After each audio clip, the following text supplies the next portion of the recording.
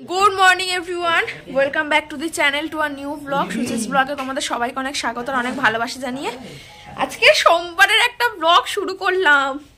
কি ঠান্ডা, প্রচন্ড ঠান্ডা, প্রচন্ড বাবারে ঠান্ডাতে আমি কাঁপতে কাঁপতে বাইরে বেরিয়েছি।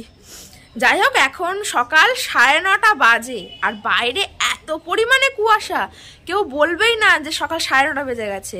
একদম পুরো চারিদিক কুয়াশা, পুরো অন্ধকার হয়ে আছে। সূর্য তো এখন ওঠেনি, রোদ্দুরও নেই এক ফোঁটা, ভীষণ ঠান্ডা।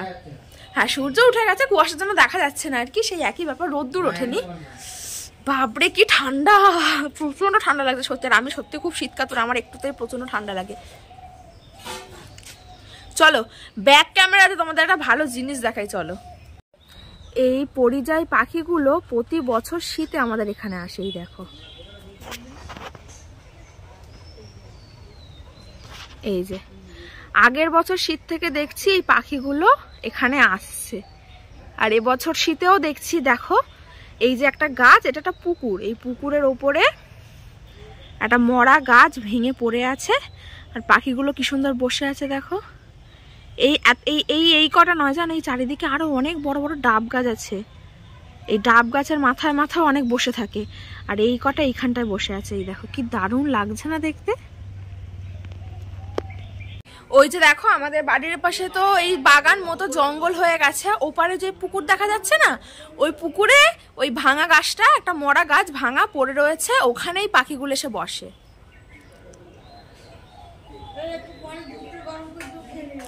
ওই যে ঠিক ওই পুকুরের ওখানটায় আসলে কুয়াশা পড়ে আছে না, ওই জন্য ভালো করে দেখানো যাচ্ছে না। ওখানটা তো পুরো কুয়াশায় অন্ধকার হয়ে আছে, সেই জন্য দেখাতে পারলাম না ভালো করে। যদি বেলার দিকে রোদ্দুর ওঠে, রোদ্দুর ওঠার পরেও যদি ওরা ওখানে বসে থাকে, এই সকাল টাইমটা বলে ওরা ওখানে বসে আছে, একটু বেলা হয়ে গেলে, রোদ উঠে গেলে ওরা আবার চারিদিকে খাবারের খোঁজে চলে যাবে, আবার ঠিক বিকেল টাইমে চলে আসবে।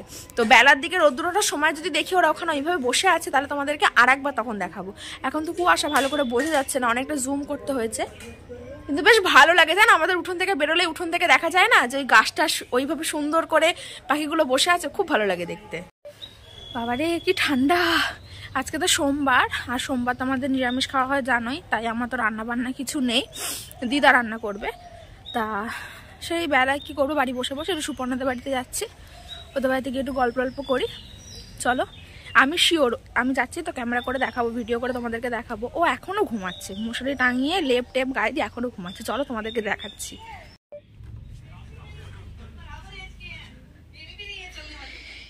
এই যে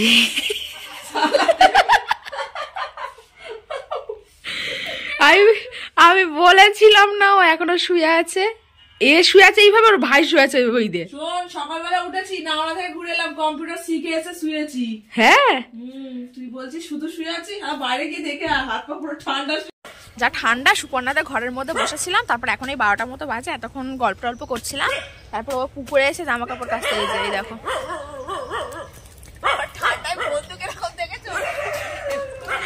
জামা কাপড় কাচছে। আমি এখনো বাড়ি যাইনি, এখনো ওদের বাড়িতেই আছি। এই একটুখানি বসবো, ও জামা কাপড় কেচে ও বাড়ি চলে যাবে, আমিও বাড়ি চলে যাবো, তারপর স্নান করবো, স্নান করে খাওয়া দাওয়া করে ফের তুই রোদ্দুর উঠে গেছে না আমাদের দুতলা ছাদে, ট্যাঙ্কি ছেড়ে রোদ্দুর তো ছাদের ওপরে পুরো। না না সত্যি কথা, আরে আমাদের তো রোদ, তুই কি দেখবি আমাদের বাড়িতে স্নান করবো। আমি তো দুতলা ছাদে স্নান করি, ওখানে তো পুরো রোদ্দুর, রোদে স্নান করিনি কোনো সমস্যা নেই, রোদে দাঁড়িয়ে দাঁড়িয়ে স্নান টান করে খেয়ে দিয়ে দুপুরবেলা ফের আসবো। ম্যাডাম কাটছে, একবার ব্যাক ক্যামেরা তোমাদেরকে দেখাই।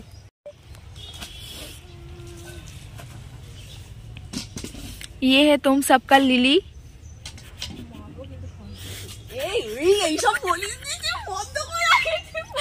আর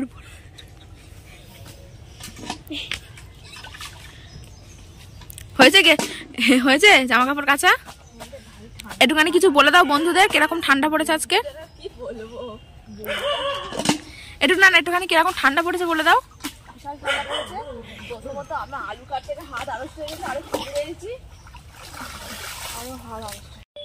উঠে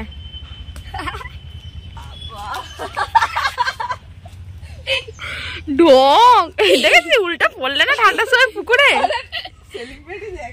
চলো চলো সেলিব্রিটি, চলো তোমার পিছনে পিছনে আমি ক্যামেরা নিয়ে নিয়ে যাই। ঠিক আছে? সেলিব্রিটি হাতে এটা কি? এই কুকুরটাকে দেখা কেন? একটা কালো টিপ পরে রয়েছে দেখো। সেলিব্রিটি হাতে এটা কি? Vanity bag? হ্যাঁ, কত টাকা দাম? ক লাখ টাকা? বিক্রি করলে তো দুটো কিডনি বিক্রি করে পাবি না দাম। এত টাকা দাম? বাবা, ভেরি গুড, ভেরি গুড। अरे लिली का हाथ लाल हो गया।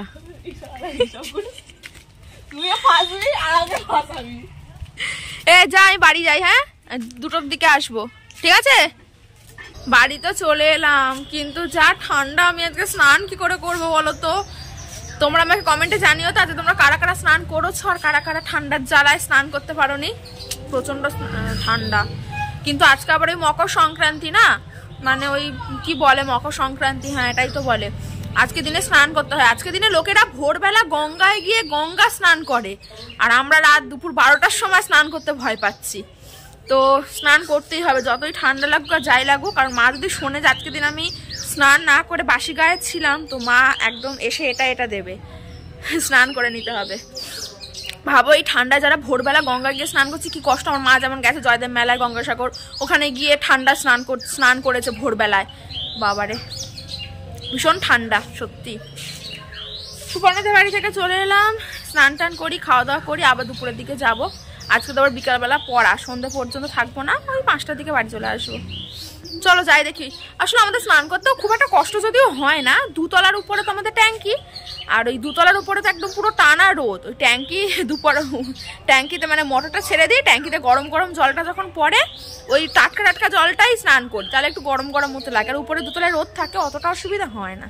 চলো স্নানটা করে নি, যতই ঠান্ডা হোক আর যতই কষ্ট হোক, আমি তো স্নান করেছি। আর এই দুটো স্নান করে না, এই একটা, আর আমার মামা আছে ভিতরে, মুখ দেখা যাবে না। এই যে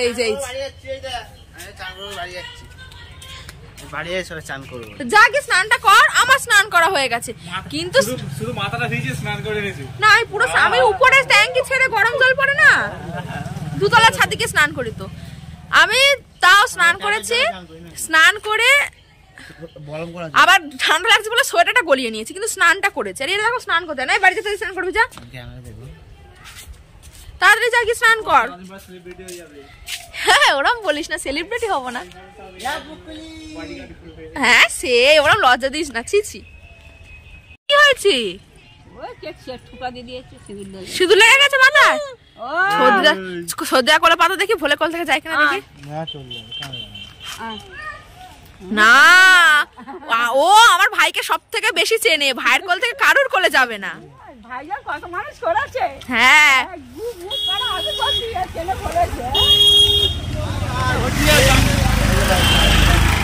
সর্দিটা ছোট থেকে মানুষ করলো, তার কোলে যাবে না আমার ভাইয়ের কোল থেকে। এ পুকুলি তুমি ভোলেকে খুব চিনেছো? এসো না আমার ছুঞ্চো, আমার ঝুঞ্চো, আমার মুখে কি মাখেছো গো? তোমার মুখ তিলাম লাগছে কেন? ওটা কি মামা ভেবেছে নাকি? ওরকম করছে কেন? গাড়ি চলে যাচ্ছে তো রাজ করছি। মুখে কি মেখেছো? মুখ তিলাম লাগছে। নানি আগে গাড়ি চলে যাবে।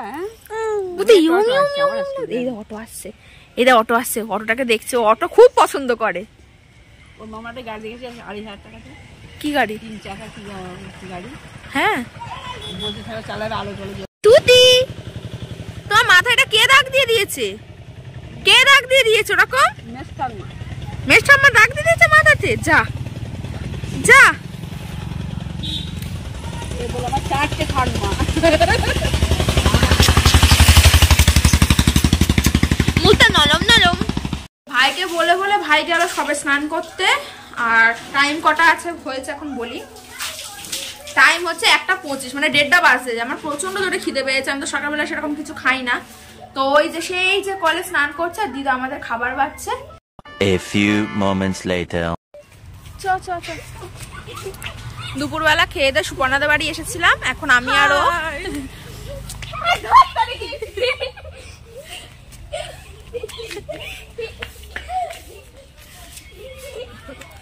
দুপুরবেলা এসেছিলাম, এখন আমি আরো একটু মাঠের দিকে যাচ্ছি।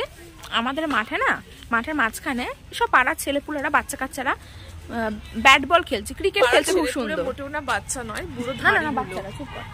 বাচ্চারা ক্রিকেট খেলছে, সেটাই আজকে আমি তোমাদেরকে দেখাবো একবার, চলো।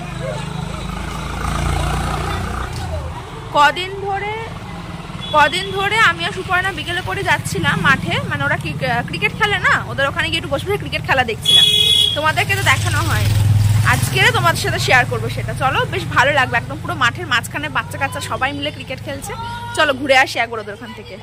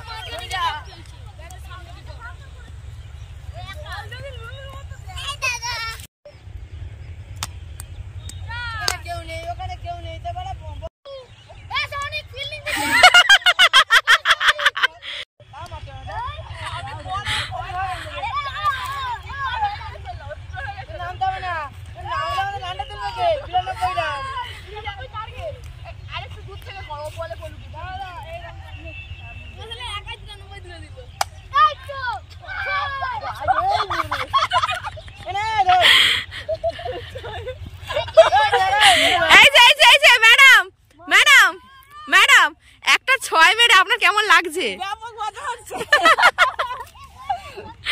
গুড ইভিনিং বন্ধুরা, বিকালবেলা মাঠ থেকে বাড়ি এসছি, এসে পড়তে এসছে। আজকের কোনো কারণে অনেকে আসেনি, মানে একজনই এসছে, সেজন্য আজকে সন্ধ্যাবেলা পড়ানোর চাপটা একটু কম। ওকে আমি পড়া দিয়ে দিয়েছি বাইরে ঘরে, আর আমি বাইরে এসছি একটু পিঠে খাবো বলে। এই দেখো, এই যে দেখতে পাচ্ছ, দাঁড়াও তোমাদেরকে ব্যাক ক্যামেরা দেখায়, তোমরা তাহলে বুঝতে সুবিধা হবে তোমাদের। দেখো, কালকের ওই খোলার মধ্যে যে পিঠেগুলো করছিল না, খোলার উপরে, এটা নাম কি পিঠে? চিতে পিঠে, মানে চিতই পিঠে, চিতই পিঠে। আর এইখানে হচ্ছে গুড়, গুড় দিয়ে পিঠেটা খেতে যা লাগে না, উফ। চলো পিঠেটা খেয়ে নি ঝট করে। তোমরা কারা কারা এই চিতই পিঠে গুড় দিয়ে খেতে পছন্দ করো আমাকে অবশ্যই জানাবে কমেন্টে।